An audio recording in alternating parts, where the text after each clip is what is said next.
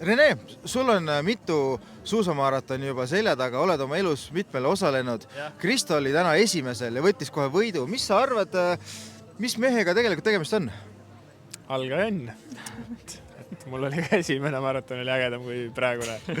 Praegu Kristo oli selgelt kõige tugevam, et 14 kilomeetri enne lõppu hakkas vaikselt minema ja meil vastust ei olnud seal järgmisel pundil, et täna oli näha, et laia õlaga ja tugevate kätega lihtsalt sõtku seest ära. Ei olnud siis sellist kokkulepet teile, et Rene teeb oksa laiali ja hakkab pidurdama teisi või siiski tegelikult oli väike siuke vennastikune kokkulepe ka? Oli ikka, meil oli kõik taktikatelt välja pandud mitmendal kilomeetril, kumb tööd teeb, kumb tõmbab, kes mängib, et on väsinud, kes mängib, et on tugev. Aga kokkuvõttes, kui stardipauk läks, siis me unustasime nagu ära selle. Mina siis mängisin seda poolt, kes on väsinud. Ja tegelikult ei tulnud välja, et 4. koht on ka ikkagi väga kõva koht, et mehed tulid siin otse olümpialt, võtsid nüüd suusatajatelt koore ära, et on nagu rahul enesetunne ka, et sai niimoodi nüüd maratonil siin peaaegu puhas töö tehtud.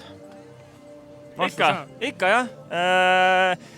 Igat võistlust on tore võita, eriti kui on stardis on ka murdmaasuusatajad, et ma ei ole aastaid juba nendega võistelnud ja täna oli tore nagu proovile ennast panna ja näha, mis seisus on ka teised Eesti suusatajad ja ikka võidu üle ma olen väga õnnelik. Nüüd nädalapäevad on möödas, olümpiat olete tagasi jõudnud värskelt.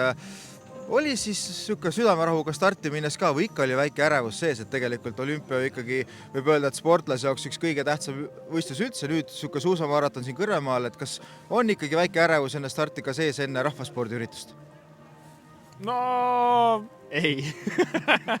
Et ainus oligi, et ma lihtsalt natuke palvetasin, et ei oleks alguses mingi väga kõvad tõmmet, et kohe läheb siuke raskeks see võistlus. Et õnneks see algus oli minu arust siuke sujuv, mõnus, et sai natukene nautida ka maratoni enne, kui see raskeks läks.